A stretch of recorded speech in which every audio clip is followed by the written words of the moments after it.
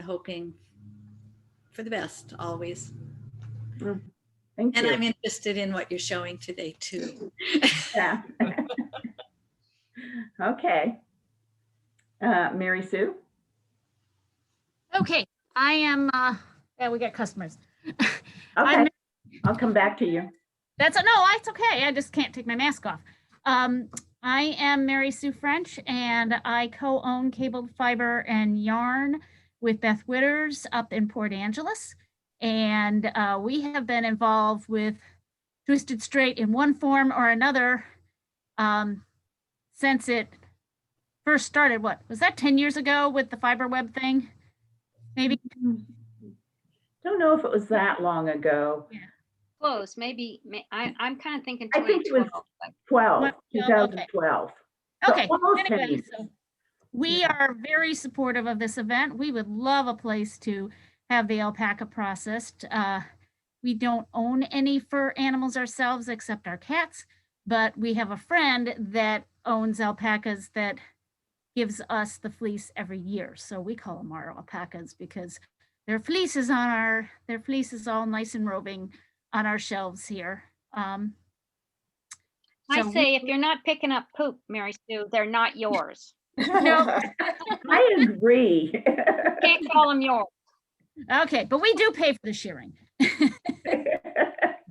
So yeah, so we're everything about fiber, and we love talking about fiber and educating people on fiber. Beth's got this little 17-year-old that's making socks that comes in every couple of weeks, and she educates him on fiber. He just loves it.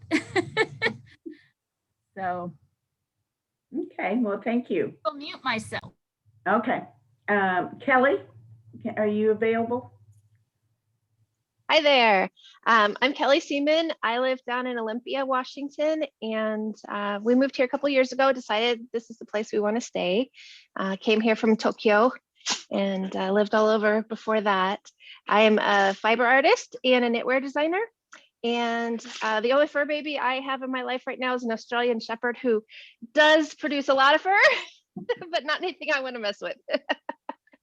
So that's me. Okay. Allie? Oh, hi. I'm Allie Bandel. I actually live in Colorado. But you guys came up on my like you might be interested in this. Yeah. And certainly I am. I've been a knitter since I was 17. I'm almost 60. So I knit all the way through college and graduate school and all sorts of meetings, still much to many people's chagrin. And I always had fur producing animals like bunnies and cats and dogs, and had been threatening to get, alpaca for a long time. And then 4 years ago, we moved and got property that we could have a barn and a garage for my husband. So I started with 3 alpaca, which was a good thing to do because we lost one early on, and now I have 4 alpaca, all most of them in colors that I would wear. That's what I encourage people to do. Make sure you get animals that you will wear. I wound up with he's called a modern gray. He's sort of, he's brown, white, and black. So his under fur is black and white, and he spins up a silvery brown. It's really pretty. But he was handicapped, and he came with a baby that he had a stroke. This one, the gray one, had a stroke when he was young, and so he came with a full gray baby that I wanted. So that was sort of, and then after we got the alpaca, and we had a bear climb into our pasture, someone's like, "Oh, you have to get a llama." And I got a llama, and then the llama, when the bear climbed to the pasture, was like, "I did not sign up for this." And then we got a maremma. So I have 6 fleece producing animals, and the maremma, if anyone has a maremma, you know that you can spin their fiber as well. It's an Italian sheepdog. And I'm in it for the fun. And I know how to spin, but I have no time. And I don't know how to dye yet. I'm trying to learn. And we have a really wonderful local mill in Parker, Colorado. Wow. Really good, really good. What do they do? Do they spin it? Do they go to yarn? They do anything you want. Well, they will dye, but I've never done that. Yeah, they even process my llama into rug fiber. Yeah. And one of my llama we think was crossbred with an alpaca, and his fleece feels like cashmere. It's unbelievable. So we spin that all the way down to yarn, and then so she does roving. She'll just clean it for me, but then I have she does single ply yarn for me, which I love. So pretty much everything, and it costs about, I don't know, between $18 and $30 a pound. Yeah. And I don't typically sell my my end product, unless someone really wants it. I don't know what I mean. I have a lot of it, but I give some away, and I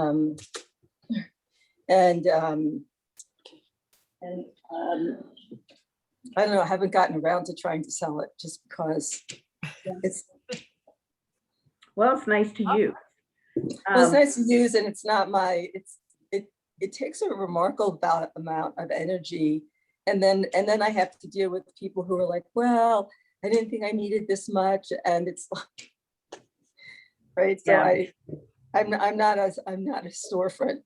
So Well, we're gonna, at some point, we will have an event on dyeing, so you might be interested yeah. in that. totally, Yeah, totally.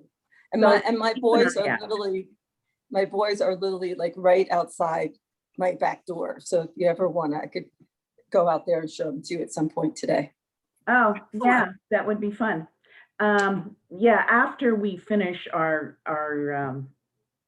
event with Yeah. Susan, whoever wants to stay on is welcome to stay on, and we talk and exchange ideas and answer questions. Last month, I forget what it was, but somebody brought up something and it was great. We just, everybody had answers. So that's part of what this community event is about, is helping each other out.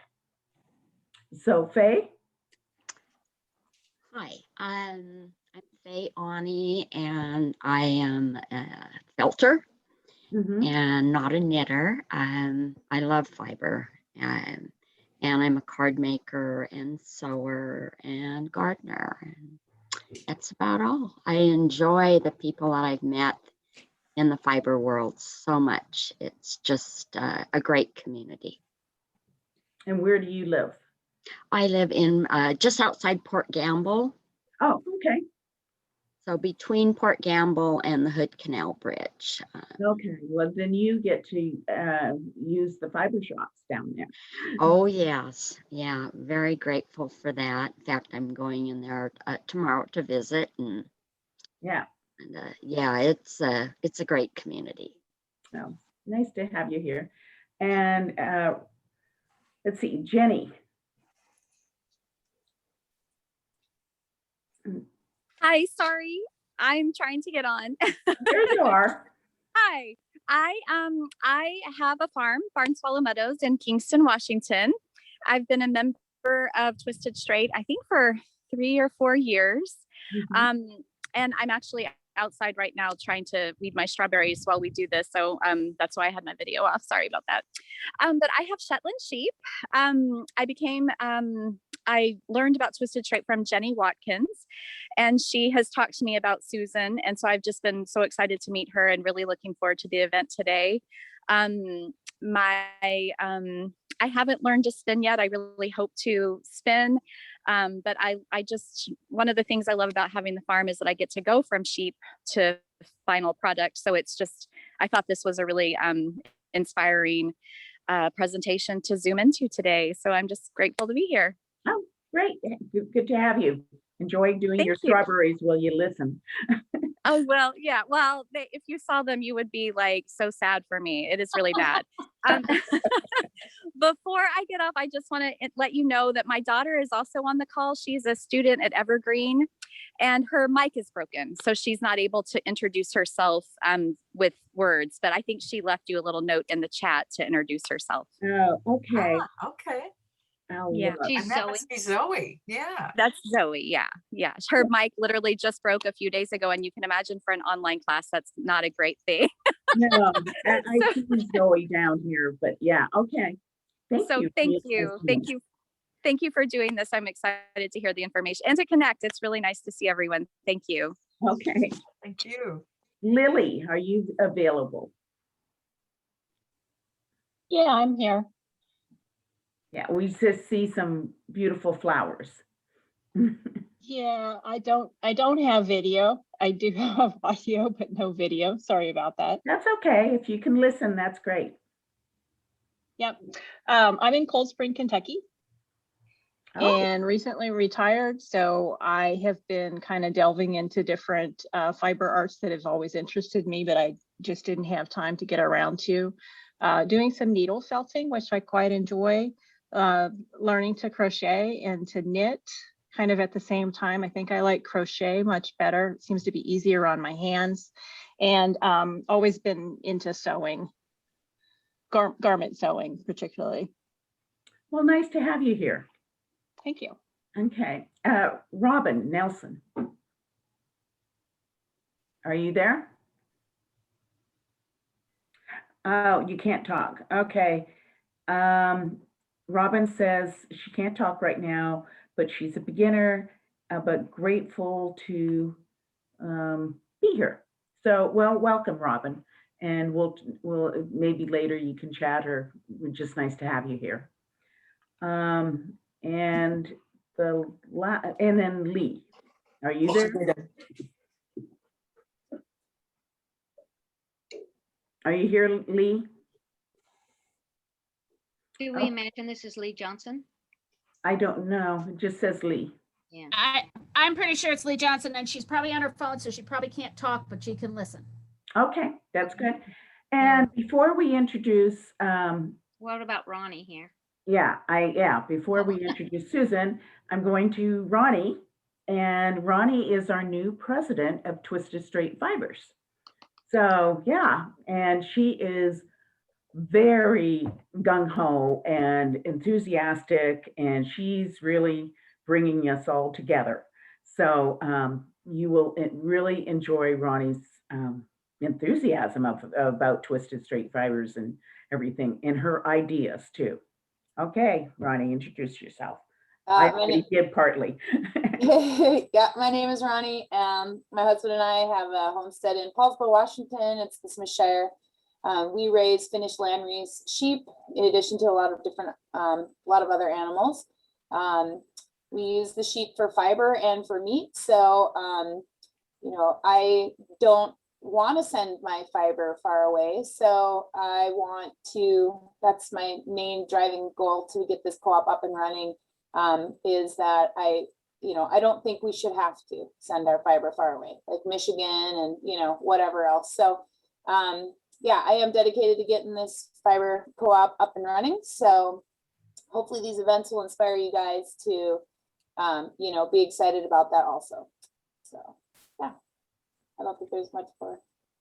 Okay, well, now I'm going to introduce Susan Kroll, and she's our speaker today, and she's doing sheep to shawl. So shearing to how to do it. And she's got some slides, and I guess I'm the one that's going to have to share. But she's been a member since the beginning of Twisted Strait Fibers, so probably back in 2012. She was on the board originally. She's been very active in Twisted Strait Fibers, and she has her farm with Shetland sheep, and I'll let her tell you whatever else she wants to tell. And so tell me when you want those slides. Okay. I'm going to go look for them. Okay. When you want my name is Susan, and I live in Sequim, Washington on 5 acres. We moved here about 20 years ago, and with 5 acres, we had an orchard and berries and garden ground, but there was still a lot more. So I had done goats for quite a while, milk goats. And I thought, oh, now's my chance to do sheep. So I researched a little bit on breeds and I chose the Shetland sheep, thinking in error that they were small so they couldn't knock me over. But they can knock me over. And but I still love them. They are a primitive breed. They have a varied coat, but it qualifies as a fine fiber. It's not like a merino, which is very fine and crimpy and very regular in its staple length.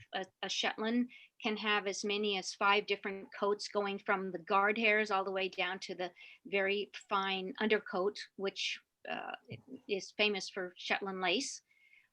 Anyways, I love my sheep. And of course, when it comes to harvest on shearing day, it's wonderful. So I don't shear myself, but I have that famous Lizzie shear for me.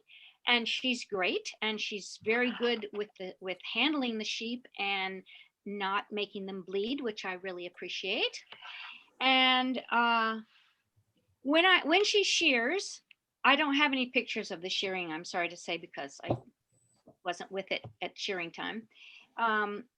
It's best if after the sheep is done, the fleece is all laid out, and I fold it like you would fold it for showing in a show or at a fair. You do a side over and a side over thirds, and then you start from the back and roll that up so that the neck part, which is the nicest part, unless of course it's filled with alfalfa like mine is, to show for a fair. After I bring it in, I forgot to say that every time she hands me a fleece and I fold it and roll it up, I put it in actually I can use a pillowcase because my sheep are quite small, but I put it in a bag. And I always put in, I write down a little card right then and there with the name of my sheep. I only have 6 or 7 usually, so it's easy for me to keep track of their names. And I put that and the date of shearing in the bag with the fleece. Then I go to skirting. I think we can have number 1 up. Yeah, and I thought I did. Pause for a second, Susan. And so you guys don't see anything. I see a list. You just see a list. Yeah. Yes. Okay, let me try this. Oh, because I have it up in front of me. So I thought I shared. It says I'm sharing screen. You are. You've got to unshare what you're doing and share on the picture. Oh, stop share.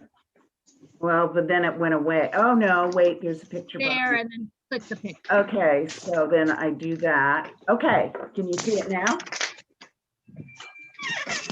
Not yet. Not yet. I'm not good at this. I'm sorry. It takes us a second. So does it say you're sharing at the top of your screen? It says share, yeah, and shared some photos. Yeah. Yeah. Okay. Okay.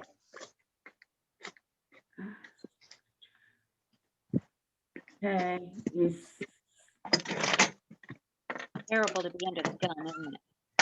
Yeah, this isn't my specialty. I'm sorry. Can you pull it up, Kathy? So have you sent it to me? Yeah, I did. Okay, let me try. Debbie, Deborah, if you want to send it to me, I'd be happy. Oh, I don't see it in my mailbox, Deborah. I just sent it. I wonder if it doesn't want. Okay, pause for a second. Okay. Okay. I think Ronnie needs to mute.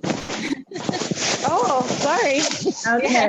I thought I was. Okay, I'm forwarding it again. So I'm going to forward Okay. it to you, Ronnie. too. So if anyone can get this, yeah. Okay, and then.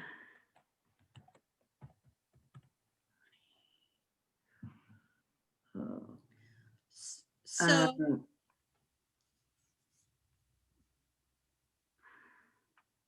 so while this is happening, could I ask a question? Go ahead. I was looking on the website to see how to join as a supportive member sort of thing. Is there only one membership level at this point? Being the lifetime? Yes, Okay. yes. But What's going on? Dorothy, there's, options regarding membership and the fees and paying for the fees. So That's okay. I was just doing two things at once here, and I thought if there were others, I would keep looking, but I won't keep looking. okay. No, it's full membership at this time. Well, I can keep talking if that doesn't work, but bother, Deborah. Yeah, go ahead. Skirting is my next project that I do with these fleeces.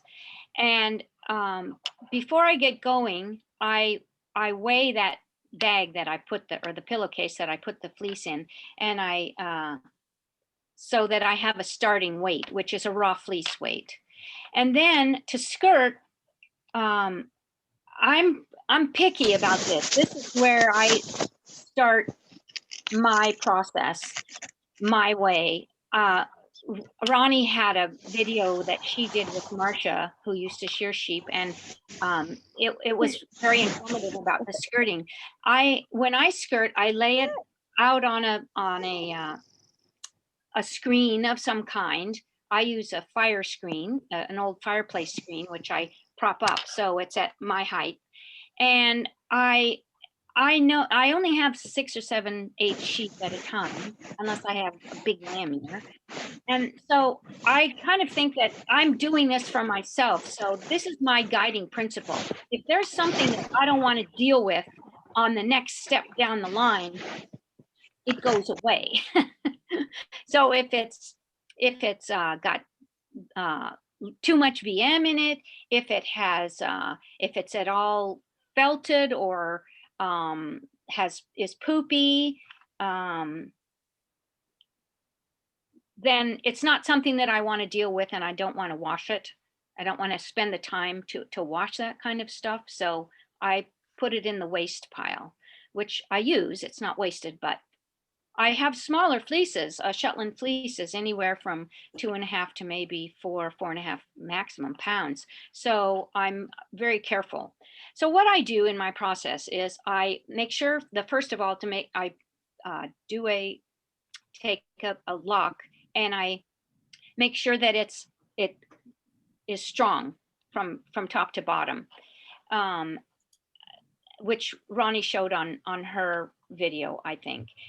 And then I go handful by handful, believe it or not. My time is my own. I love what I do. I love the feel of wool. So it doesn't bother me that it takes an afternoon, excuse me, to go through a fleece. So I take a handful, and again, because it's been folded up properly, and when I unroll it out on my screen, I know which part of the sheep I'm dealing with. And that's been instructive as I've done this over 20 years, that what kind of wool I get off the arms and the neck and the back and the butt. And like I said, with Shetland sheep, the fleece characteristics can differ very widely from here to down to the butt. So it's nice to know which I'm dealing with. So another thing about Shetland is that they have a wonderful set of guard hair, which is not tough and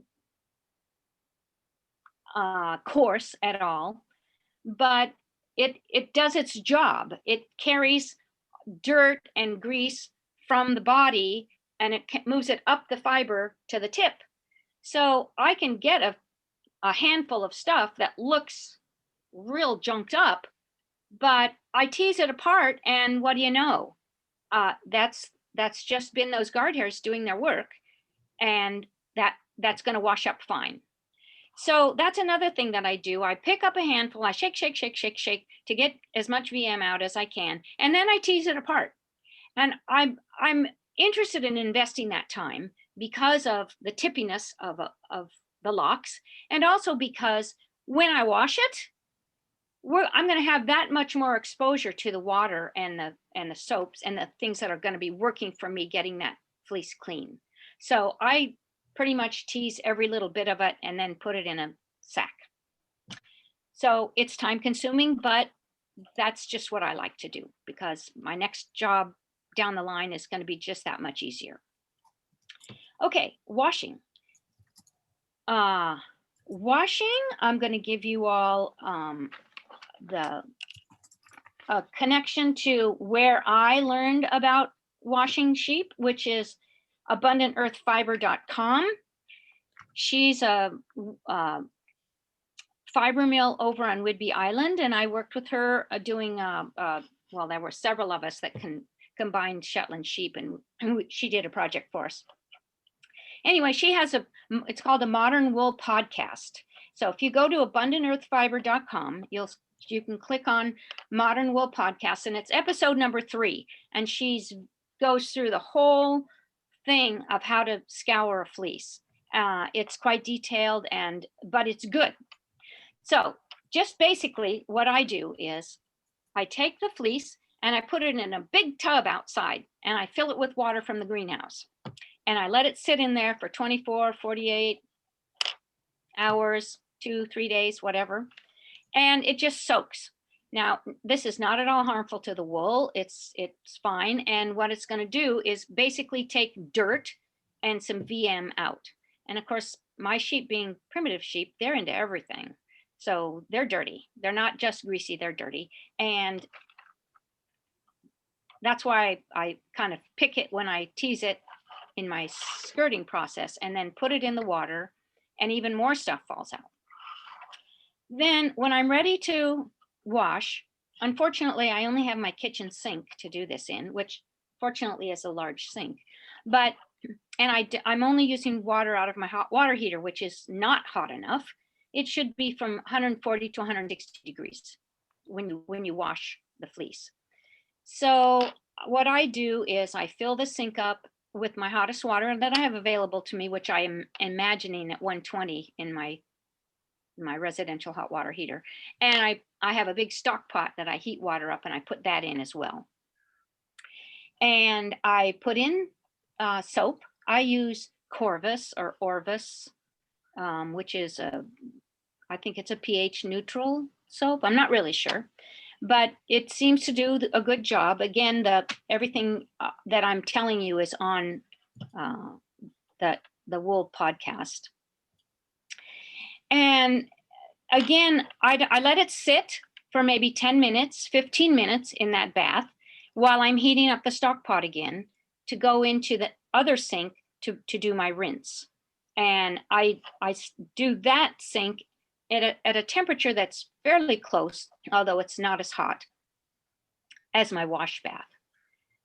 And I put that in the other sink when I squeeze the water out and put it in the other sink to wash. And usually I rinse at least twice. So over the years, you can get to feel that how much grease is left in the wool. And especially if you have a breed that you know it has a lot of lanolin, you can wash it again, put it through the wash again. I usually only wash it once, but I can tell you right now and very clearly that if I take a washed fleece like this over to Barry Taylor, it's not clean enough for him.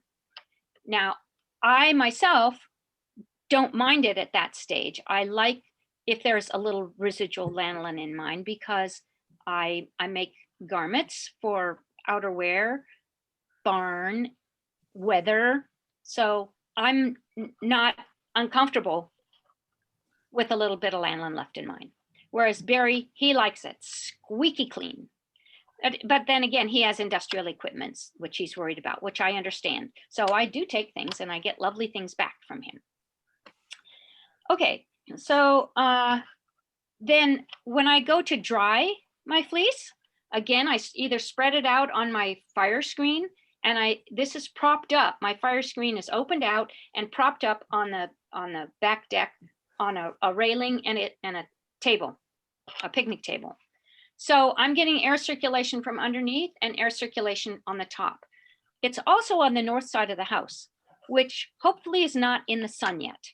So I don't really want to dry my fleece in the sun. I want it to dry in the shade slowly and whatever. If it's a little sunny, that's okay too.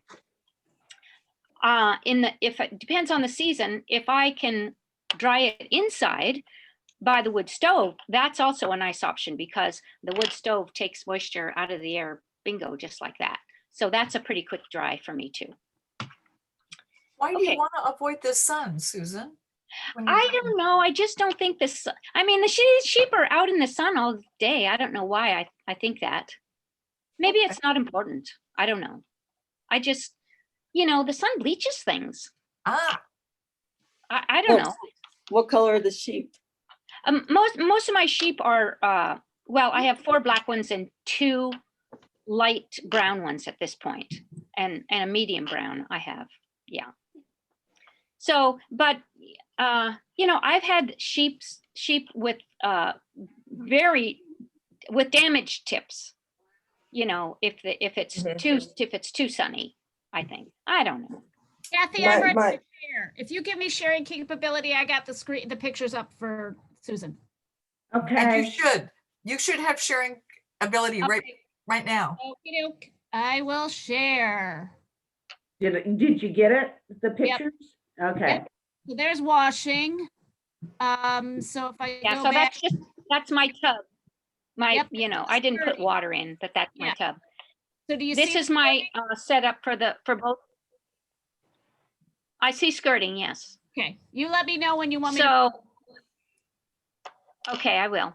I want to just on this one, you see the tag that I have on there, and that has the I usually do a raw fiber weight and then an after wash clean weight and I put that all on the tag.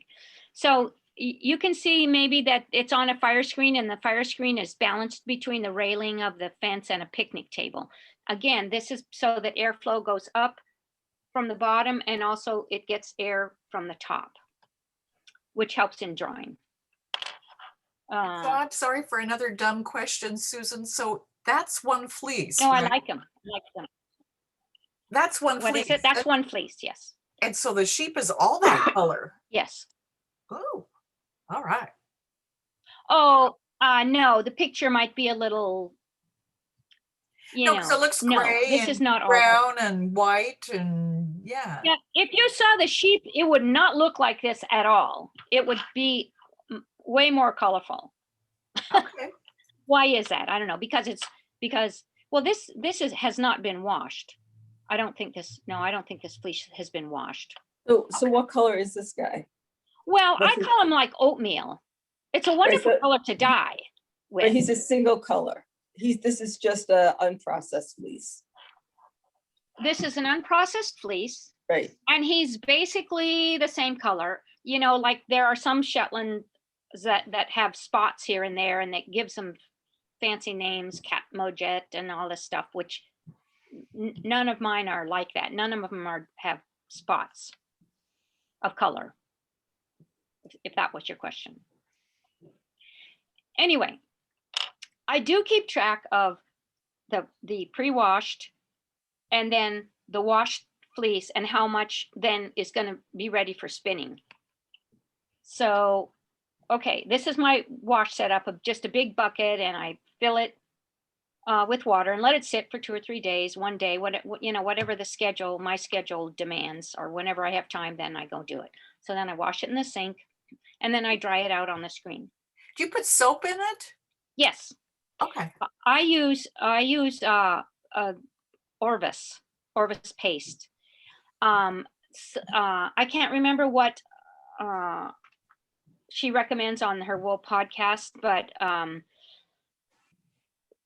it's you know, there's this deal about soap and detergent. I don't really remember how that goes, and I think it has something to do with pH, but a high pH, an alkaline, is not good for wool, but yet I think that's the thing that helps get the grease out. Ah, So I'm not certain of that, but anyway. Yeah, I use a brand called Unicorn. Yeah, Unicorn is another very highly recommended one. Anybody else?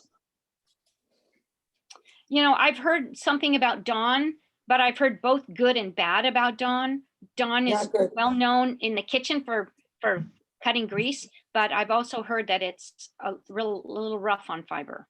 Yeah, it strips everything. Yeah, there you go. We don't want to be stripped. No. I use actually the Unicorn, not the scour, but the regular Unicorn fiber wash for my sweaters, including cashmere. Oh, uh-huh. Yeah, so that's a good choice. Do you buy it by the gallon? I should. Particularly since my neighbors have started to give me their sweaters to wash. Mhm. I generally use the Unicorn also, but I have used Dawn in a pinch, but there are two forms of Dawn. And there's the Dawn that has a lot of degreaser in it. And then there's the Dawn that they use on the penguins Oh, when they're cleaning them off. And it's a little gentler. And so that's the one I was told to use if I was using Dawn, but I just go for the other. Susan, I I, use Unicorn too, Yeah. usually to do the alpacas. so are the two Dawns clearly labeled when you go to yes, buy them? one's blue and the other isn't. One's and it- blue and the other isn't. Yeah, it's the original blue that you want to try to find, and it is harder to find. But Susan, that that black lamb fleece that I bought from you, I don't know, but back when Leslie was in the old house, when we were doing our thing, I bought a nice black fleece and I cleaned that with the Dawn, and it's just soft as all get out, and it's really nice. And I did the same way you do. I just wash it and rinse it and wash it and rinse it, and then do it by hand and then throw it on the carder. And the Dawn that's the one that you want, it actually is often sold at dollar stores in smaller bottles. And it often has a picture of a penguin or something on it. So So it's pretty clear. yeah.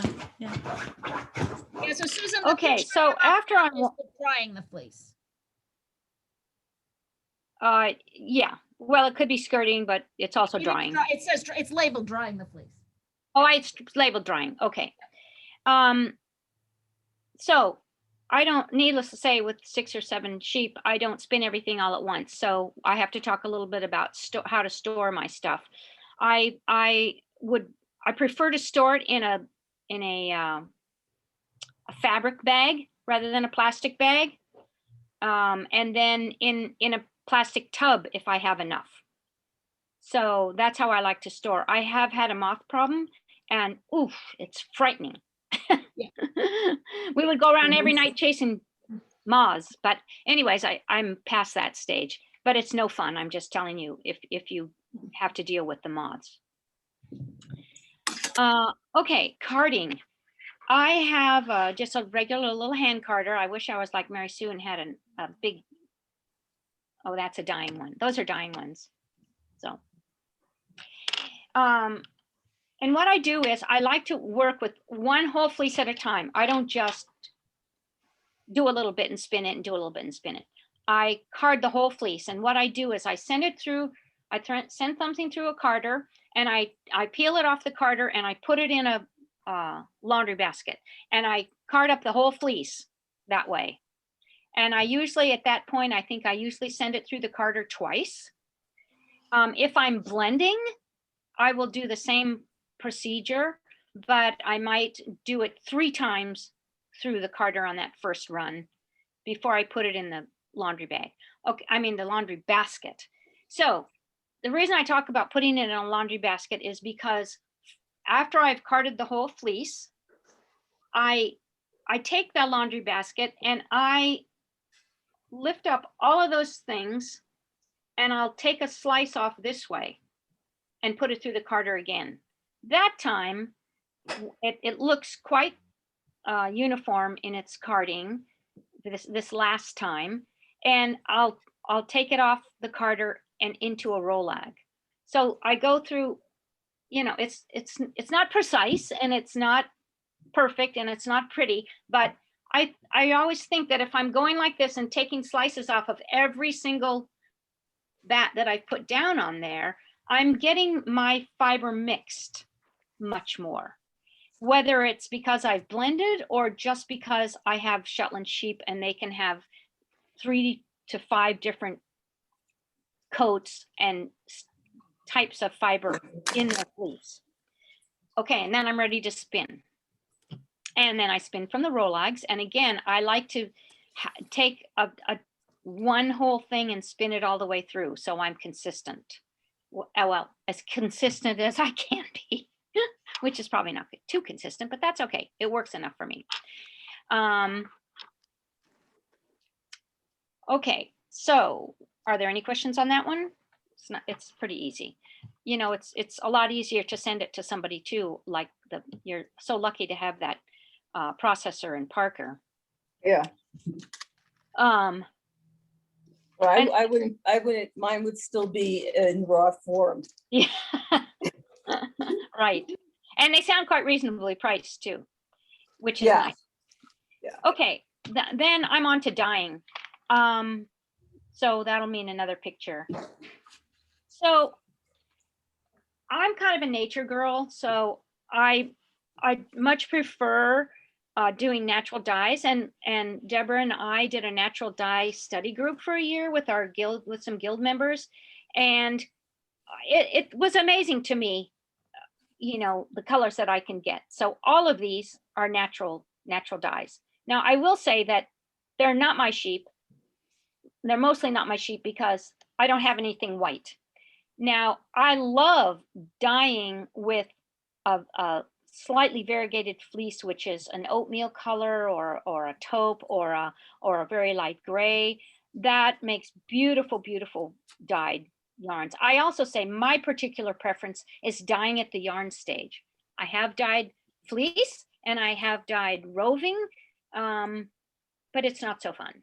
Not so fun for me. I think that is because my color mixing, when I'm working with color, it's generally in a Fair Isle knitting or a brioche knitting, or using 2 or 3 colors, 4 or 5, 6 colors, whatever you want, in one piece.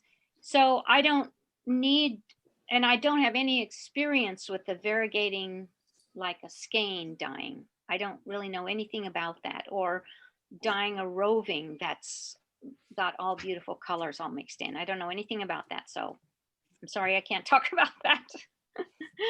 Anyways, we did this natural dye study and it turned out wonderfully. And I have all these yarns now that I can use, all these colors that I can use. And the one thing I most love about natural dyeing is that it's unbelievable to me, but all the colors look good together.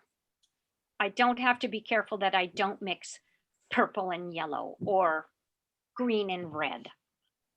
Somehow nature just fixes it all up for me, I guess. I don't know. I have some, when we did our color study, our dye study, I used this book, Wild Color by Jenny Dean, and I highly recommend it if you are interested in dyeing with natural dyes. So she goes through the whole dyeing process. She tells you about mordants and how to mordant, and mordanting, of course, is necessary with a lot of natural dyes, not all of them, but a lot of them. And you use some kind of chemical, I'm afraid to say, but chemical. I ordinarily use only alum because it's the least toxic, least scary of all the chemicals for me. You could also use copper. I think Deborah has done some copper. Her husband's a plumber, so she's got a line on copper wire and copper tubing. So you could make a mordant out of that. You could also use iron. I've picked up an old axe head off a trail one day and used that, soaking that in to use as a mordant. You can use rhubarb leaves, which is another interesting thing. I grow rhubarb, and the leaves are poisonous. Nobody don't want to do anything with them except throw them in the compost pile or put them in a mordant bath. So pennies, I have a friend who uses pennies pre-1982 for copper content. Anyways, there are lots of things to do. A lot of those things you can also use as post-mordant. You can use them as modifiers, which means you go through your dyeing process and then you take that yarn and you dip them into the modifying bath. And it shifts, sometimes very slightly, sometimes just as much as you're happy with. It will shift the color a tiny bit. So again, Jenny Dean will tell you all about that. Well,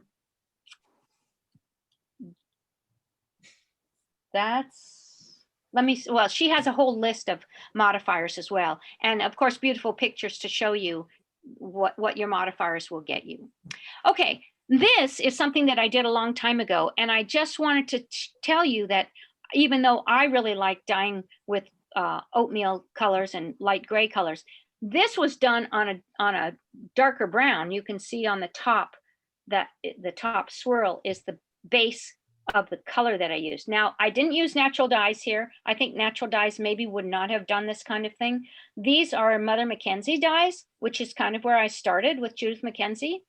And she has a cyan, a yellow, and a worker red, and maybe another one. Anyways, her dyes are readily available. They're acid dyes. You just use acid. And I just wanted to show you how interesting and the saturation of the color that you can get if you're on a darker yarn or a darker fiber. Okay, that's it. That's it for me. Okay. If you have any questions, let me know. So any questions for Susan? So are you still dyeing? Or do you I'm use still your- dyeing, yes. Yeah, and are you using the naturals on yours or on your sheep? Yeah, I only use naturals now. I mean, I have, as you can see, I have a whole store of dyed yarns. So, but you know, I have so many things just available to me in my yard. I mean, dandelions and nettles and, you know, all kinds of stuff just on and around. And lichen dyeing, and I have a lichen dye that I use for a purple, and their mushrooms are all over in the Northwest, as we all know. And I've explored those a little bit, but not as, I still have my education there in front of me. Horsetail, lots of horsetail. Horsetail. Horsetail. It's funny because Uh, I took a, go ahead. Go ahead. I also took a series of classes on natural dyeing, and I came home and I told my husband, I said, I am so glad that I did that because I never want to do it again. But you know, in my head, I had like been like, oh great, I'm gonna grow these guys in my backyard, and I do have them shorn from a guy who comes down from Montana because he does them so well. Plus, I could never shear my llama; they're just giant, and they need to be shorn in some fancy way if you want to show them. And I did it, and to me, I really like pinks and light blues. And I just couldn't get to where I wanted to be with the natural dyes, with the for those colors. But it was really funny because I was like, I've grown. Good. Yeah, I've grown Japanese indigo in my garden for a number of years, 5, 6, 7 years, and usually have a dye get together at the end of the summer. And of course, this is how I get green. You know, I can take nettles or yarrow and which are yellows, and throw them into the indigo pot, and I can get some very nice greens. The greens that come from plants, I think, are more olive green. But when I do a nice bright yellow, like a snowberry yellow, into an indigo bath, it's a very, very nice green. I mean, I'm not an olive fan, I guess. So I Right. really like those nice bright greens, Mhm. more Kelly, but they're not bright as you would see with a commercial dye. Well, and I think that makes a difference too, whether you can go into your backyard. I live at 6,300 feet above sea level, and I'm surrounded. I can't really grow anything that the deer wouldn't eat, except for like Russian sage.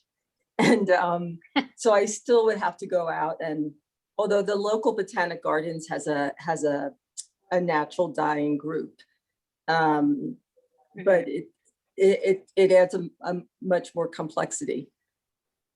Because like literally, I'm looking out into my yard right now, and it's scrub oak and ticks and weeds.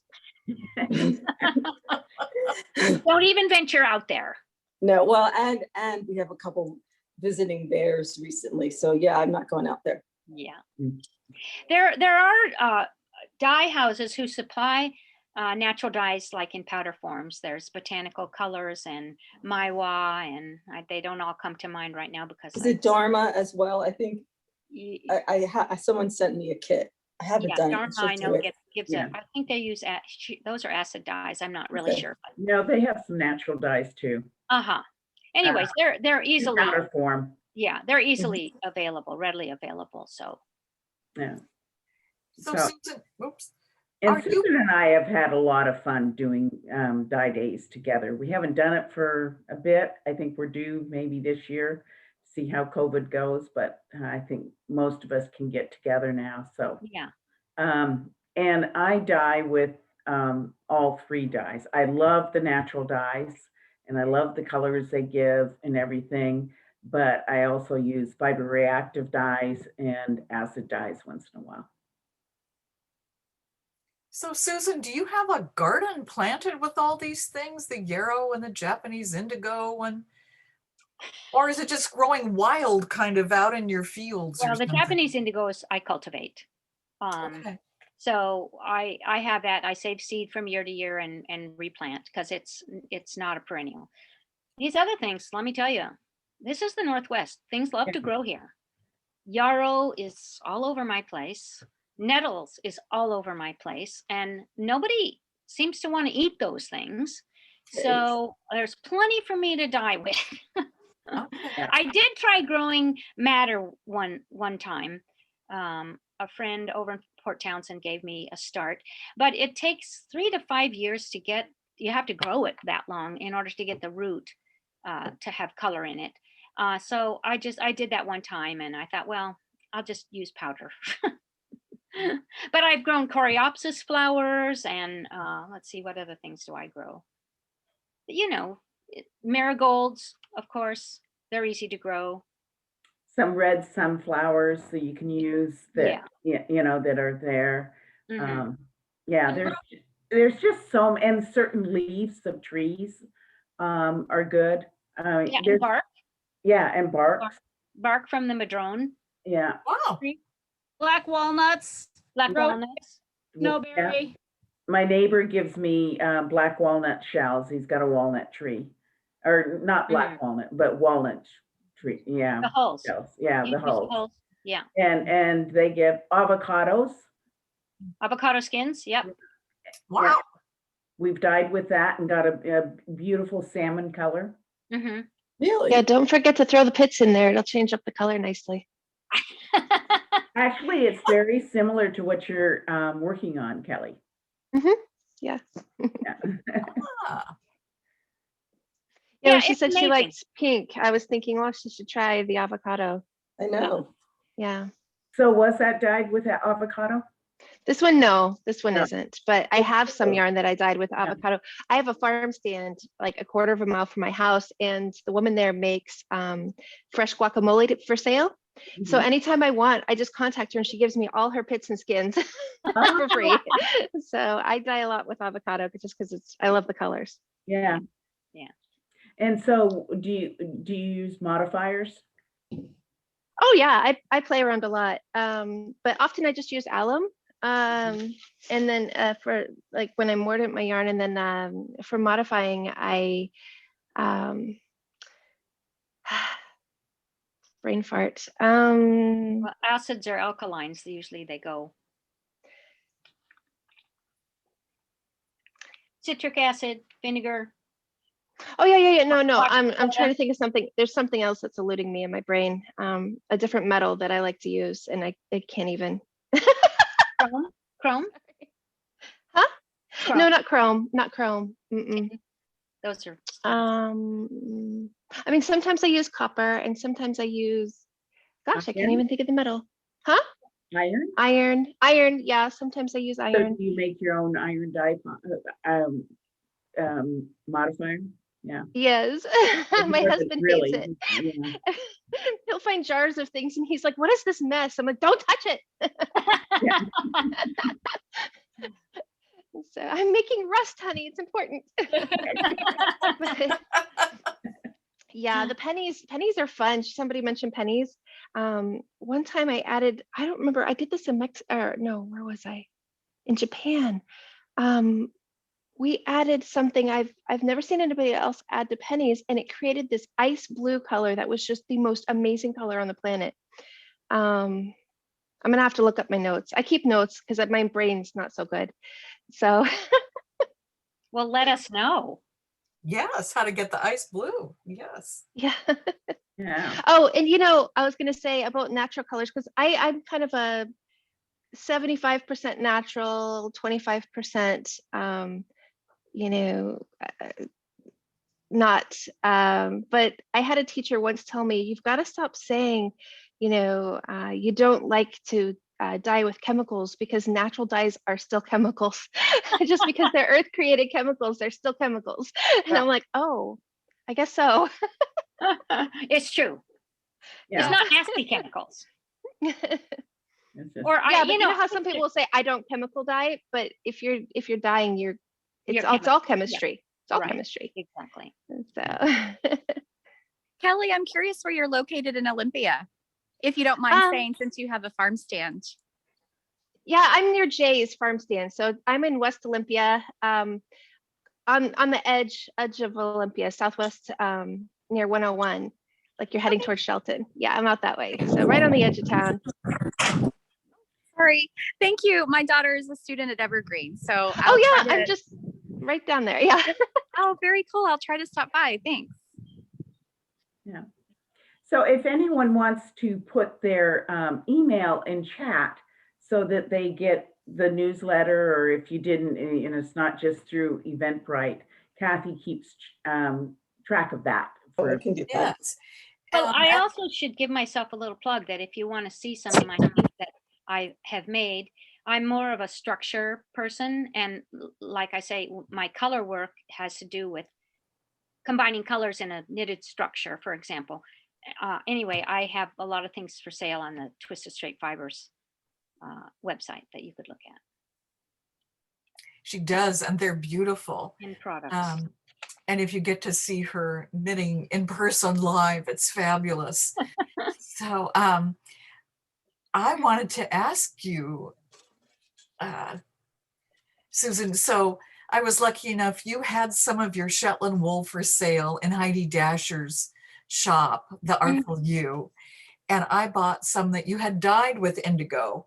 So was that off of a gray base or an oatmeal base, or was it your Shetland, or was it? Well, that was part of the Shetland project that we did at Abundant Earth Fiber Mills, and she spun a very fine, a sock type yarn, and we had three batches. We had a white and a gray and a brown, and the gray and the brown were pretty mediums. They weren't dark because several of us contributed fleeces. Ah, And she blended them all together, and then, you know, she just made white, brown, grays. So, but they were dyed in indigo, but on the brown and the black base. ah, I'm pretty sure that's what we ended up giving Heidi, and not the. I mean, you could tell if it was indigo on a white base because it's a very true blue. But those are more like navy blue. they're dark. Yes, Yeah, they're they dark were on the blue. brown or the black base. Okay. Well, I'm dark just gonna show you because they're at my back door right now. Ooh, Oh, Let me yes. see if I know how to flip this. Oh, here. oh, Oh, So Oh, where we go to the patio. Yeah, on they're your porch. they're on my back Cute. deck. oh, So that's-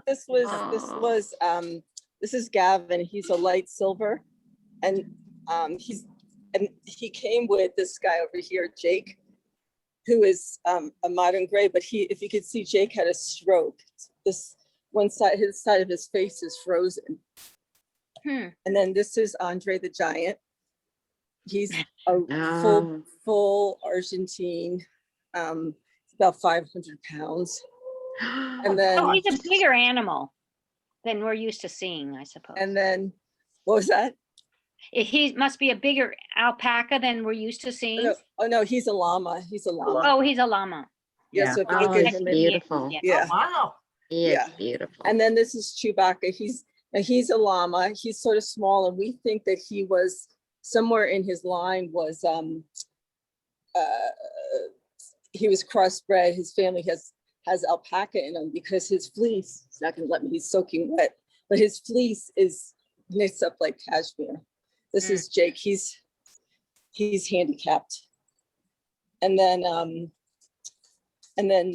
this is a true black. Oh, it Oh. is. Yeah. That's Vader. But this guy I got from I got him from a woman who was breeding pure Argentines, and she was interested in doing spotted animals, and he didn't have enough spots for her, and he has a few spots. So she knew I wanted one, and they're super friendly, although he's going to be like, yeah, no, he's not, no one's going to be, they're like, I know you want to hold me. And Oh. so she sold him to me, and then she encouraged me to show him, and I did, and I've never done that before. And I just followed what everyone was doing in the ring, and he took first place and beat her animals. Wow. Those are my little, Wow. my little chickens. So So everybody's right outside your door. That's yeah, this great. is my back door, see right there. Oh. Well, since they have their potty corner, why not? Well, yeah, and actually I don't always, yeah, so they do go right there, which is right outside my house, but they have a lot of space. We go all the way down to the road. So and I'm super meticulous about cleaning almost every day. So anyway, they were right there, so I thought I'd introduce you. Yeah, that's cute. Oh, thank you. Thank you. That's Yeah. fun. That was fun. They're funny. So does anybody else have questions or something they need help with or that they're working on? Or But do wanna you not share? have a mill there? Is that's sort of user friendly? We have one, but he does not go to yarn. Oh, really? What does he go to? Just Fun. roving? Yeah. Roving, yeah. Yeah. Huh. So we're hoping to Twisted Strait Fibers the members are sharing in the mill. So then our processing will be a little bit less. We can choose to just bring it in and have it washed.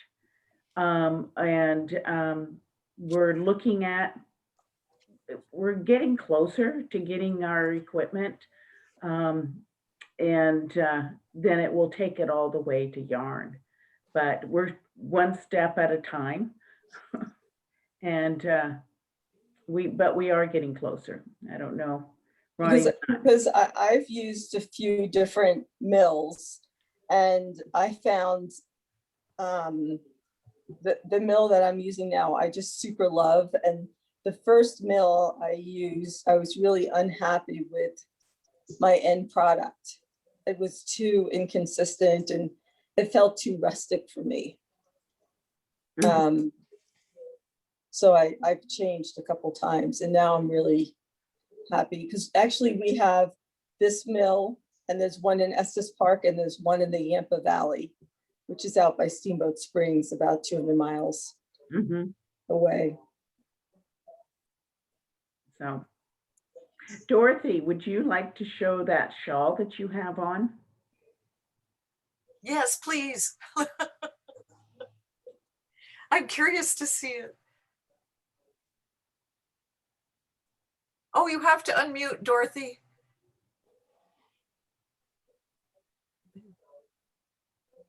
It's one of Stephen West's. Oh yeah. And it's the Fantastic. So every little ways you go, you change to another stitch. That's Oh, beautiful, wow. Dorothy. Beautiful. And I had another one on earlier that's his, he does a mystery knit along in the Yes. fall. And I did that last year because I had such fun doing this one. And so I have two of these great big shawls, but they're handy in Oh, a that's house beautiful. that can be drafty, you know? So did you use up your stash, or did you, because it's colorful, those colors are just fabulous together. Right. And I used some of my stash, some of my bits. Yep. And then I bought some. Okay, so a little bit of both. Yeah. And originally I picked colors, and I spent a lot of time picking colors, and it was great. And then at some point I thought, well, I'd kind of like to keep it on this couch. So let's see if this I can see, yes, you've got a stripe that's. And then I realized after I had spent all this time trying to choose colors that really these were all in this painting that's in the back behind the couch. And I shouldn't have bothered with all the work. I should have just used that painting. You know. But is it a worsted weight, Gorgeous. or do you know what weight yarn you use? It's fingering. He does a lot. Most of his work is in fingering. Yeah, he likes the drape of fingering. I mean, you could make it in a larger yarn, and it would be even bigger. You know, and I thought this was really big. And then I did the other one. Should I go get it? It's just in the other room. Yes. What's the guy's name again? Stephen West. Stephen West. That's not hard. Stephen West, he's an interesting guy. He started out as a ballet dancer in Tulsa, Oklahoma.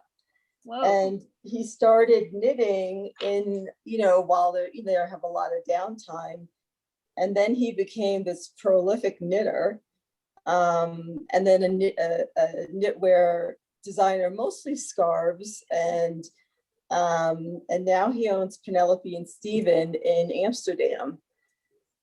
He does amazing work. I find his patterns to be very difficult to follow because he often writes them as like one line at a time. And so you have to be fairly attentive to knit. I'm not attentive. I have done a number of his actually, but like I have to be in the right, you really have to be able to be, interested in looking at your pattern a lot. I've been lucky in that the ones that I have done have had videos associated with it. Yeah. And he shows you all the Twinkie bits. And he's just such a good instructor. I mean, he just does it, you know, he doesn't assume that this should be easy for anybody. He just tells how to do it without saying, I don't know. I really enjoy his teaching style. But this is the other one. Oh, wow. Oh my that's God, the- gorgeous. The And honeycomb one, yeah. That's awful interesting. So it's a little bit larger and it's a little bit more colors that I wear. But again, I only have used these at home. They're gorgeous. They're beautiful. So We'll be anyway, stepping out here in another few months. This winter, you ought to be able to showcase them all over town. Yes. well, Yeah. I just like wrapping up in them at home. I'm not a big scarf wearer. You know, they fall off, and I mean, I can pin them and do all this kind of stuff, but I'm better at those little poncho things or sweaters than I am at things that are around my neck. But at home, that works out just fine. Well, If that's, it falls off of me at home, it just lands on the floor. Dorothy, what's the name of that? What's the name of that pattern? This one? Yeah. Slip Stravaganza. And he's got a number of patterns with a whole slip stitching right now. But if you go to Ravelry and you go to the Stephen West store on Ravelry or he's got, you should be able to find everything there. It's pretty amazing. You know the painted bricks shawl? Yes, yes, because I made that one. Yeah. Yeah. And that's all slip stitches. Yeah. And this is all, that's why this is called Slip Stravaganza, is it's all different forms of slip stitches. So, wow. but that was his Beautiful. mystery knit last year. It Excellent. was just so much fun. I'm willing to do it again. But when he does the mystery knit alongs, you really get, that's when you get the little films of every step of it, you know, Excellent. makes it easy. Much more interesting knitting than just stockinette or garter. Does anybody else have anything to share today? So Faye, are you needle felting today or what are you No, up to I'm today? just sitting here listening and Okay. occasionally picking up a kitty. I saw that. Both Will and Fredo came down to my studio To join space and us. All right. yeah, looking for Ken, but he's outside. So, So you're it. So I will show Susan. This is going to be the piece Oh, that's going to eventually get steeked. And so when you steek it in the middle, then the stripes will be on either side of another piece. Yeah. And hopefully the stripes will line up correctly when you're done with the Yeah, well, that'll steeking. make it easier, I think.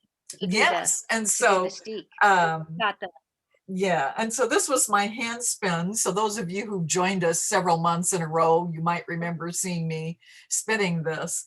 And this is some of Heidi's Polworth silk that she dyed the roving at the top. So pretty colors. those are fun colors, yes. I can had to have remember- some bright colors. What do you have, Mary Sue? I do. I can finally show my hat. All right. So, cute. I love Yeah. the tassel. pin myself, then I can see what you're seeing. Okay, yeah. So this is, Oh, I love the back. yeah, this is actually, so it's long enough for a guy. It's got a nice slow slope on it going up and a tassel with Mhm. an I-cord to have it fit, and it's got a lining. Oh, nice, like a double knit. It's, yeah, but Oh, it's actually great. not double knit, it's Fair Isle. You start on the inside, come down, switch over, Fair Isle, and then put the two together. But I now have learned a technique that I just couldn't double knit it in time. to get it done. It was actually a commission last Christmas, and they came in 2 weeks before Christmas. And I will have this done by the 24th. And I did. Wow. And he came in and got it. And so I used it because nobody else had seen it. I used it for the slow yarn crawl. So the pattern will be available on Ravelry starting the 28th. And we have passports for the slow yarn crawl, and that can be virtual this year as well. And so if you have a passport for the slow yarn crawl, you get this pattern for free. Hey. All right. Nice. So, yep. So there's 3 of these around the store now. I grabbed the one off the front counter, and I really like it. It's really nice. It's really warm. Practical, very practical. Mhm. Yeah. Yeah. Style and warmth and everything. Mm-hmm. Yeah, I'm gonna have a little tag in here saying this is the back. So when they put it on the model, you never want them to put it on the model where the little back, you know, where you see the little This, little different yeah. Yeah. comes together, and inevitably they always do. So this year I said, this is the back. So when we started and I was introducing, I meant to bring up who our next speakers are. And we are taking July and August off. So there won't be any fiber community gathering on Twisted Strait. But in June, we have our own Kathy Reed with 2 of her friends joining us. And it's going to be 3 knitters, 3 patterns, 3 ways. And what happens when 3 avid knitters knit some of the same patterns, 3 different ways of fun. Some of the projects are sophisticated and elegant, others are colorful and wild. All are stylish and unique, perfect expressions of each knitter's personality. So that should be a lot of fun. And seeing as we have a lot of knitters on here today, you might want to join us in June for that one. It should be it should be interesting. What's the date, Deborah? June? How many? 4th Saturday. It's the 26th. Yeah, I don't have a calendar in front of me. Okay. But it's always the 4th Saturday of the month, our events, and it's at 1 o'clock. And you can join us through, you can go to Twisted Strait Fiber on the web and find our joining. And if you put your email in the chat, Kathy will make sure that you're added to the email list. Yep. And get the Zoom link. You can join from Eventbrite. Yeah, Eventbrite, and then from what else, Kat? Our website and Facebook? Yeah, Facebook. It's not on Facebook, yeah. yes. Yeah. So you have 3 ways to join the meeting. Maybe 4 if you know the thing. So anyways, so and then in September, October, November, and December, we'll probably have the questionable on December, but for the next 3 months, we will have some community events. And we're trying to mix it up. So everybody that has a different interest gets to see and learn about something else. And you're welcome to email us. And if you have an idea or somebody that you want to hear from, please let us know. I'll show you what I'm doing. I went to the Edinburgh Yarn Festival, the last one that they held. Mhm. And I actually was supposed to go to the Shetland Wool Week last year, and then so it was canceled last year and also this year, which is totally bummed me out. But this is yarn from a really small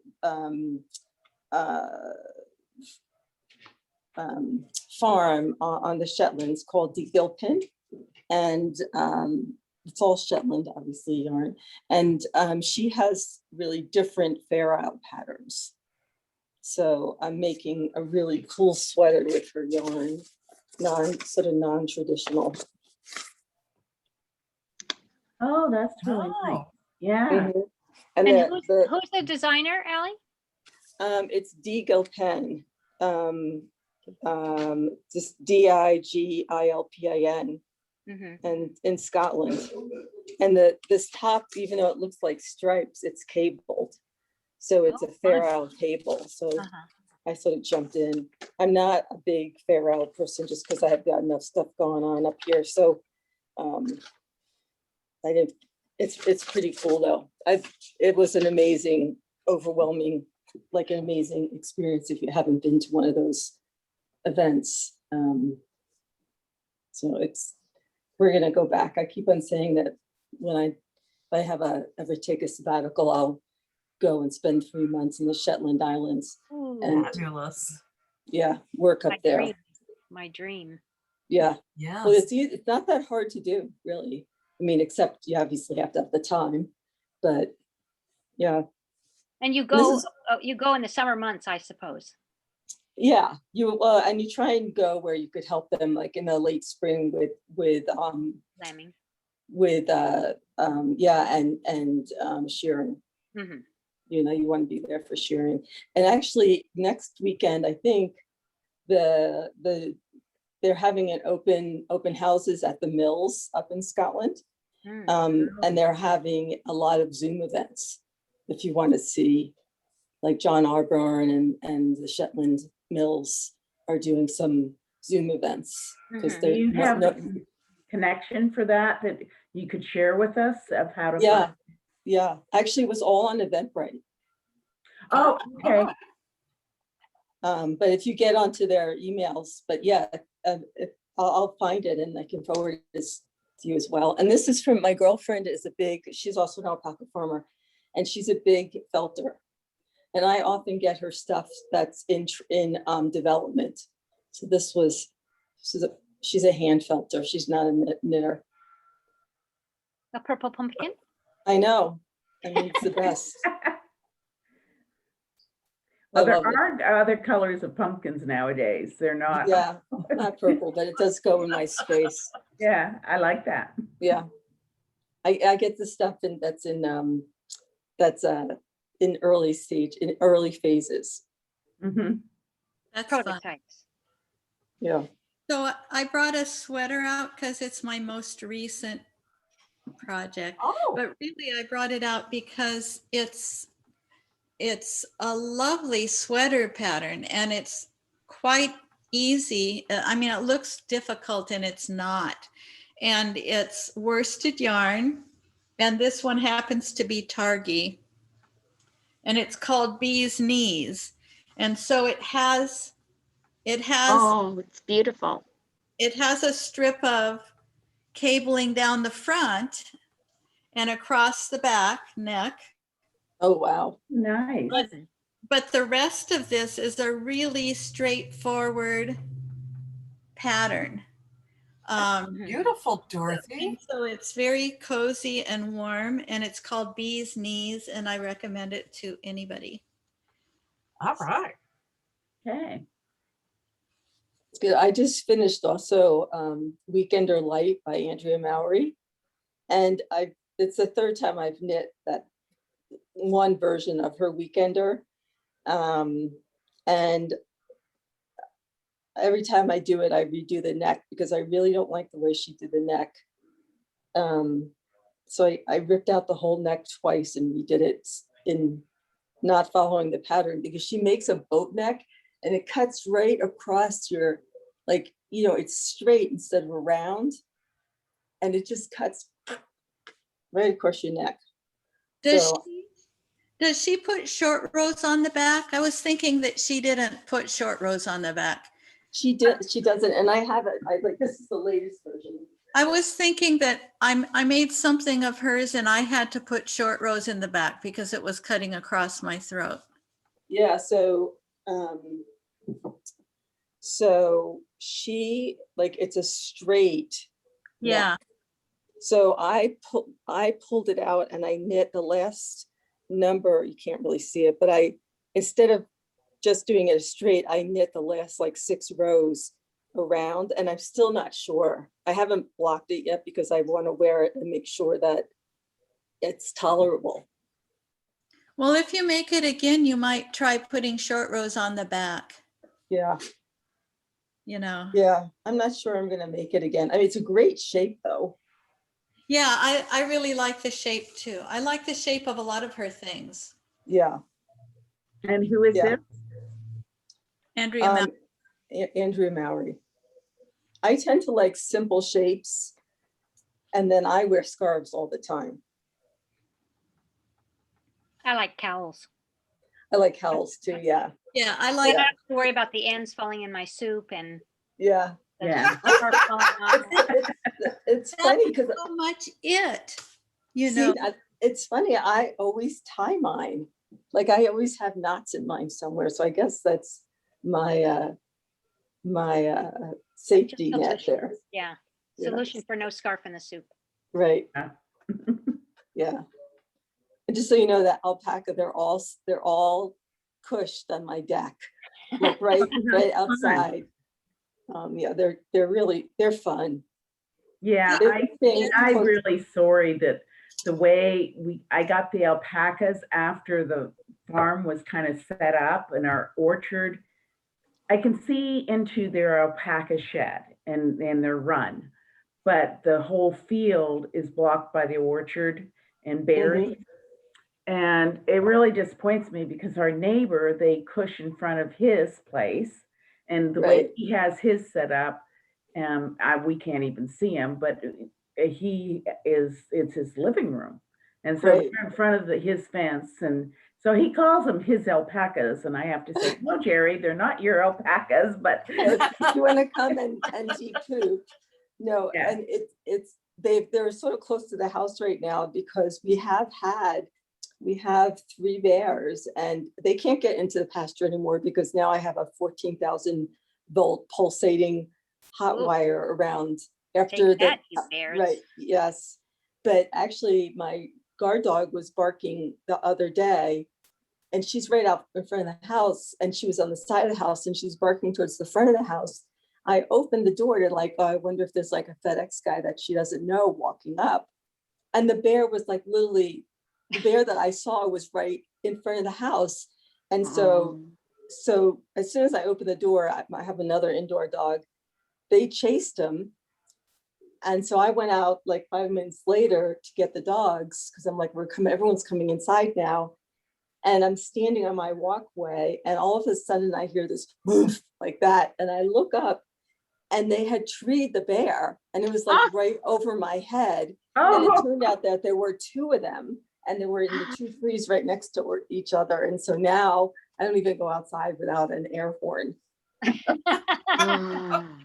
was a little. I don't know. So I they- think bears are magnificent animals, though. yeah. They are, except that when they're like, they're really not interested in the alpaca. It's just that they unnerved them. So Yeah. they've been hanging out close to the house. Right. It they doesn't did- take much to unnerve an alpaca. No, no, They're a fear and flight animal. So right, yeah, right. And the llama really make really great guard animals, yeah, they do. particularly that 500-pound boy. Nothing unnerves him. Yeah, he's a biggie. He's a beast. But he's so sweet. These Argentines, I didn't even know they existed. They are really very cool animals. They're like twice as big as the Peruvians because they live at higher altitudes. Oh, Who lives at higher altitudes? The Peruvians? No, the Argentines. And so they live at higher altitudes. So they have bigger chests. They're just overall like much larger. But they're domesticated, basically, Yeah, right? yeah. And the thing is, there aren't that many of the Argentines left in the States because they came over and they crossbred them with the Peruvians. And so there's really under 500. So I haven't gelded him because people want to, Genetic. yeah. So And he's sweet. is there a remarkable difference with their fiber between an Argentine and a Peruvian? Oh yeah. I mean, the Argentines have enormous amounts of fiber. Like they're higher. yeah, I mean, beautiful curling locks. Mhm. But my other boy, Chewbacca, is 3/4 Argentine and 1/4 Peruvian. But his fleece is the one we think, like, I wouldn't knit with Andre's fleece generally. I'd make rugs out of it or something that's really an outer layer because it's not that soft. Mhm. But like I said, the other one, Chewbacca's, is knits up, his DK knits up on a two. Like, it's so soft. I can't even, and it's a silvery brown because he's got the gray underneath. I'll shoot you a picture. They get, everyone gets shorn on the 18th of June, so I can shoot you a picture of their Oh, it'd be fleece. fun. Yeah. Okay. Thank you. Yeah. Well, I still Susan, have- what are you working on now? Me? Yeah. Are you spinning? Are you knitting? Are you doing both? Or I working do on your everything. I farm? have projects all over the place. However, my daughter and a granddaughter have been here for a while because they're moving to the area, and we've been doing a lot of getting the house ready and stuff. But I have on the needles, I'm making a blanket. Will you make squares? Who's Miter squares. Elizabeth Zimmerman, I think.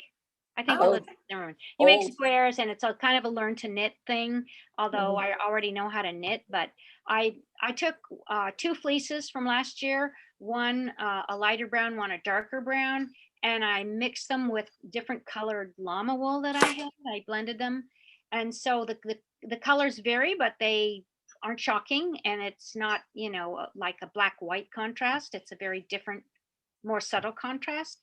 So that's been kind of fun. And they have lace patterns and cable patterns and slip stitch patterns and all kinds of fun patterns to try in just a little 6, 7, 8-inch square. And then what else am I working on? Pair of socks for a friend. And a little tiny mittens, like this size mittens, knit Oh, up you size showed- 2 to hang as a garland on a Christmas tree. My daughter ordered. Oh my So it gosh. takes me about an hour to make one of these little mittens. And I do make them in pairs, but I'm using up all my leftover sock yarn, you know, when Oh, wow. you're done Oh, and you just wow. have a little. So that's kind of a fun project. Yeah, I saw the picture of those. They're so cute. Yeah, really cute. I also made this hat. Well, it's a hat and scarf that I just loved. I don't know if I shared that here or not. It's called the Mystery Loop. I found the Oh. pattern on Ravelry, and you just knit a tube, and then you fold it in half, and instead of stitching it around like that for a double cloth, you turn it halfway around. You give it a 180-degree twist. So then it ends up, you know, like a hat, and the top of it is folded around like that, like 5 or so folds around at the crown, which essentially folds it, closes it in, but it can also open up and slide down and fits around your neck for if you're going out on a boat on the Sound, for example. Oh, fun. Yeah, it's really a clever pattern. I really like it. I've made 3 of Excellent. them so far. Do they take a lot more yarn or not? Oh, well, you know, it's like knitting two hats, you Yeah. know. Okay. So because it's a double fabric. Yeah. But I don't know why. I mean, nobody ever thought of this, folding it in half and then giving it a turn. I mean, it's really interesting how it happens. And Construction make the is crown of the interesting. hat fold in on itself and close up, actually. So it's fun. Well, I did some dyeing or painting warps last weekend, and that was really fun. So I could go grab those, but because I'm getting ready to put on a warp for a class, Denise Kovnat, and she wants two different colors, and then you're warping them side by side. And finishing up on my loom all 3 looms are busy. I, Wow. yeah, I've just got a little bit going here and there, and It's good to be and- sequestered. yeah, so yeah, so anyways, but had fun dyeing. One of the colors I really liked, but then I did a painted warp, and I did a few of them, but I had to be in a 10-2 mercerized cotton for this class, and so I painted some others. Well, they weren't the right things. The one that I really liked that turned out like I wanted. This other one, it's okay, and I'm gonna put it with some purple, I think, and I'll go grab it. I'll be right back. Lots of times if you have, you know, a warp variegated like that and you don't like it so well, you can put something across it and It changes it up. yeah, and it can really make a difference, you know, and turn out to be something you love. So who is it has only 2 alpaca? Is it, Deborah Oh, has Deborah, alpaca. who just stepped away. yeah, She has alpaca. yeah, that's what we were gonna start with, and we were fortunate because one of our alpaca, who's actually was from the Northwest, I picked him up at a international show that was here in Colorado, developed a brain tumor. And ultimately we had to euthanize him. And I was lucky that I had done 3 instead of 2, because you have to always have a little herd. Right. And the 2 that, like the one that died was Switzerland. He was the one where that both of the animals liked, but they didn't like each other. So I had to get a third one. Of course you did. And the 4th and 5th. No. Well, a lot of I only have males. And most of them are they're people are, you don't need as many males as you need females, and so they get sent to Canada and get culled. So I'm always looking for a beautiful fiber. I don't care about anything else. And that one that's not going to be a herd sire. And that's, so most of mine have these great fibers, but are not necessarily show quality animals because they're either their size or their structure. That's So what do mine are alpacas have too, those? Ellie.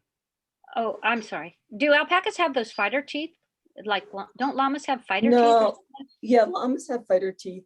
I don't know if alpaca do. I actually They don't have have, them in the back, yeah, but I don't do Oh. anything about and them. you have to watch that they're trimmed. My boys,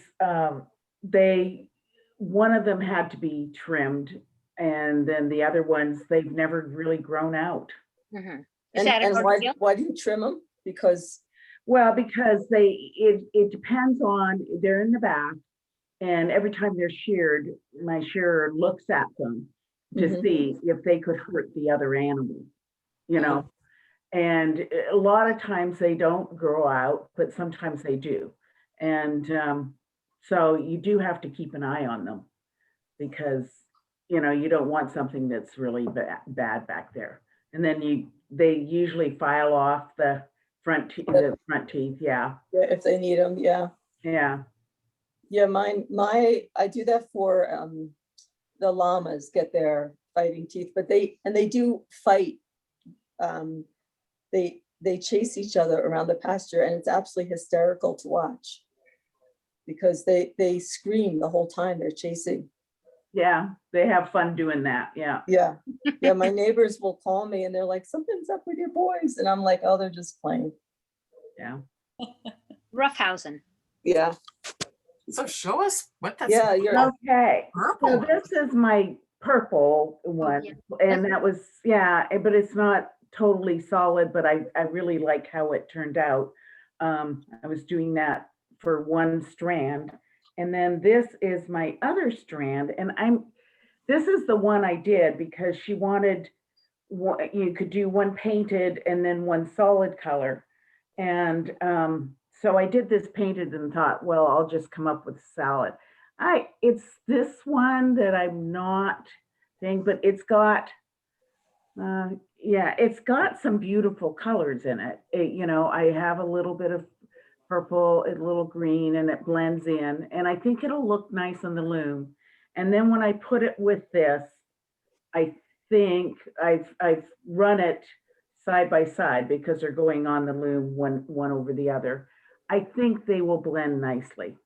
I think you'll like it. Beautiful. Yeah, I think I will. So we have to sample. We're going to do 4 different things with it in different weights of different things. So anyway, so that was fun. And then I did this one, which I really like. And I've got some nice green that will probably make some towels someday when I get to it. It's an 8-2. And the same with this. Yeah, that's pretty. Yeah, this one's pretty. It's all the shades of I don't know where that, yeah, but it's shades of reds and oranges and a little bit of yellow in there. And what's the material? It's 8-2 cotton. Yeah. And yeah, so I like how this one shaded out and how I blended the colors. It's showing up there a little purple, but there's no purple in it. So I don't know. The colors aren't coming through right when I hold it up. And then I did this one, which actually I think it looks almost better when it's skeined up than it does. You can see better how they kind of blend. Mm-hmm. Yeah. Yeah, that's lovely too. Yeah. So so it was fun. Well, of course, now you're committed to showing us what it's like when it's woven and we want I know. That's the hard part, finding this all the time. By the time you do the garden and the animals. And, winter's coming, Deborah. Winter's coming. I know. Yeah. And a little bit of this and a little bit of that. Yeah. So anyways, but I have fun but I love natural dye. So I'm about ready to, I set up a little spot because all the stuff's coming out of the greenhouse. And so I thought, because if I'm in my studio and I set up dyeing, it just overtakes and it's hard to do other stuff. It's just like everything's here in the pot. So I moved out for a shelf in the greenhouse. Wow, is that great? Because it doesn't matter if water drips so I don't have to worry about anything. And so it was really good. I think I'm going to leave it for the summer and hopefully I can get out there if it's not too hot. The other thing I tried is I had heard about this gutter dyeing. And so went to Home Depot and I got a 10-foot gutter for $5. Plastic. I got plastic. Yeah. And it was really great for painting the warps. Oh, I'll bet. You wouldn't want it for dyeing one color, but for painting the warps, it was really good. Yeah, because it really isolates. It isolates. You just kind of lay it out and then do it. My 5-yard warp was a little longer than the thing, but I kind of just pushed it back and forth and it was long.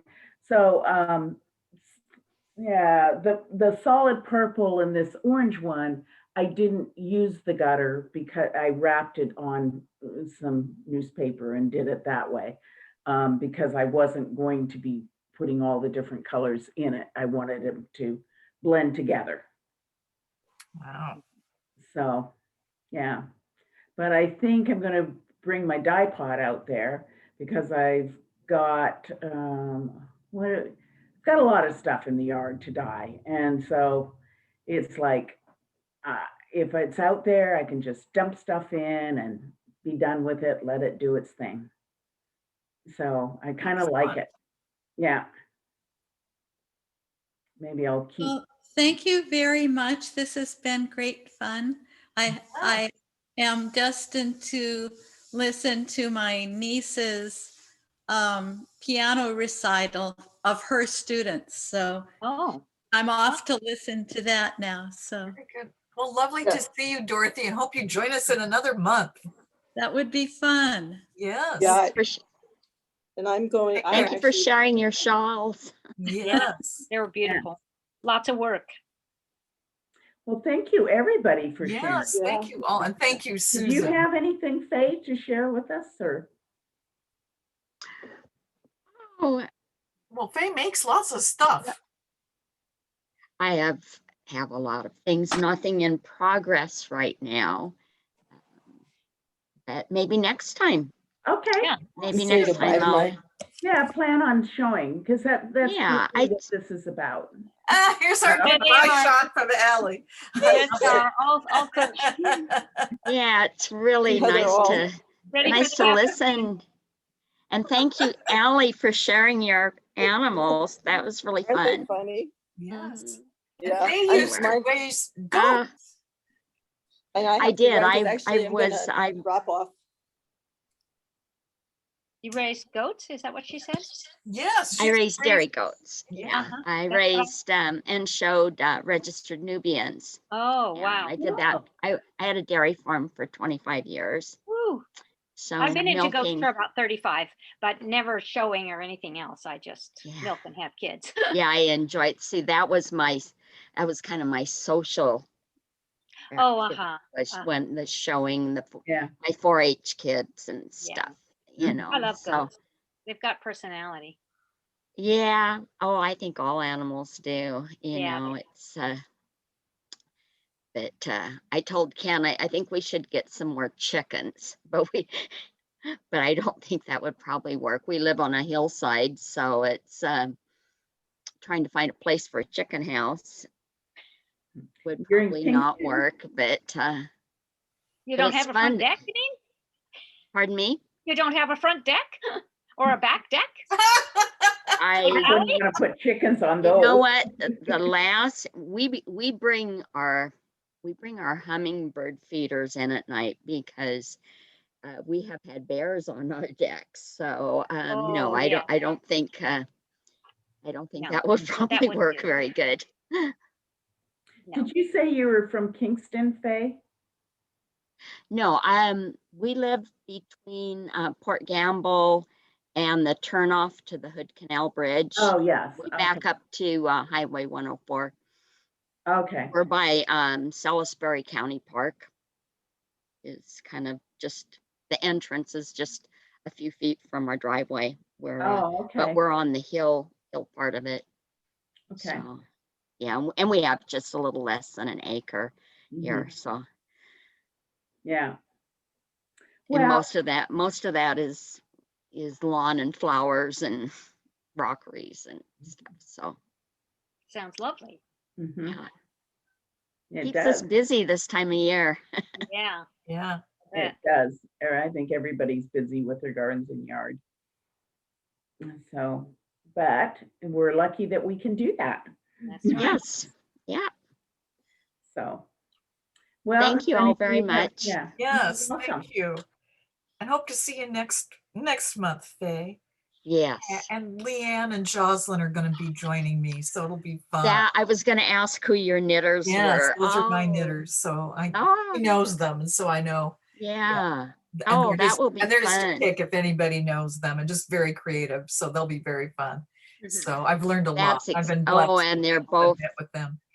Yeah, That will be entertaining. that'd be fun. Well, and share this with anybody that you want to invite, because they're welcome to join us Yes, absolutely. Yeah. anywhere. So when you get the thing, just forward it on, the invitation, forward it on to whoever you know that might be interested. All your knitters. All the knitters, yes. Well, All right. if there's nothing Well, else. thank you. I Okay, wanted thanks to so ask- much. Yeah. I Yes. wanted to ask Deborah and Kathy. Yeah. I heard that Marcia say something about a different class of ownership in the mill, or a different class of member that is an investment member only. Is that going forward? Well, Oh, if you I have look not on- heard this. No, I haven't either. But if you look on the website under members, Yeah. you'll see like Cable Strait Fibers is under corporation. Uh-huh. And then, Oh, What does and that then mean? there's individual, There's 3 classes there. I forget what they Oh, are. maybe that's what Dorothy was asking me about and I didn't understand her question. Well, Yeah. what defines the classes then? I'd have to look at the website because I just saw it recently. Well, it But- probably doesn't make any difference to me, but No, it doesn't, really. she Oh, was I saying think that, it was farmers, corporations and that. But then when we send in the questionnaires, or Marcia would know where to put you or something, you know. uh-huh. I can't remember, but I saw it and it was different. Because we're redoing the website, Jess is doing different things and I haven't but I been out did there. notice that Yeah. there's three places. And I Mhm. noticed that the only corporation was Cable Fibers, or not corporation, business, I guess. Yeah.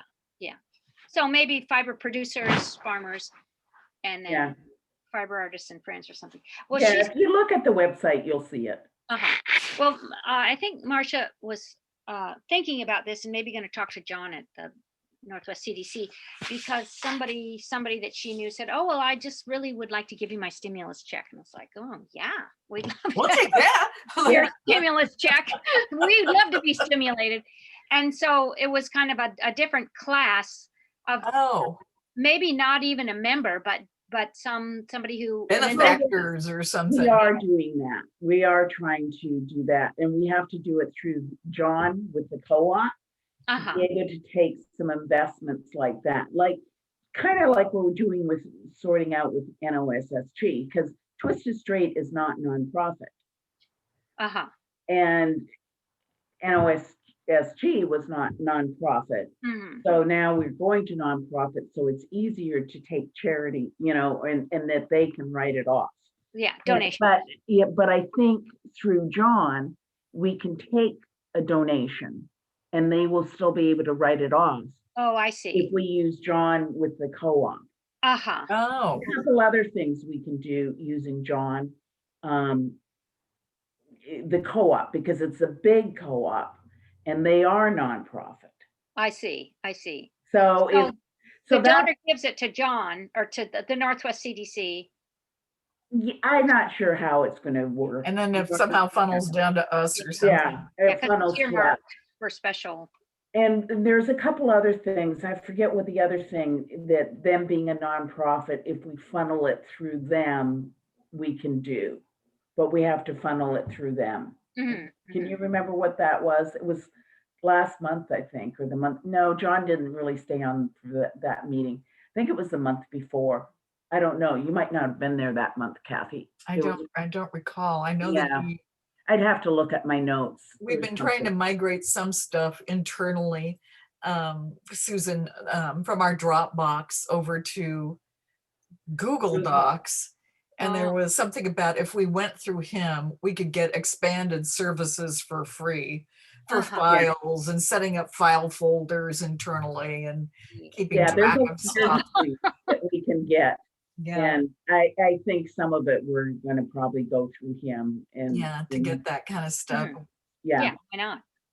So yeah, but so that's, I don't know if that helps answer, but I think I just wondered, because I haven't talked to Marcia for a while now. So. Yeah. One of the things I was going to ask you, Susan, I didn't call you this week because I figured it wasn't, but I'd like to, I don't know if I could find time next week. I got to get a hold of the lady. There's somebody in Port Angeles and she's more kind of commercial, well, she's not commercial, but she has a farm and I believe it's Shetlands. I'd have to read the email. I glanced at it and thought I'll call her, but I wanted to get a hold of you. And I told Marcia that I was going to see if you could go visit her with me. Oh yeah. It was Shetland. That's one reason I thought of you. But she is wants to see if there's something that she can do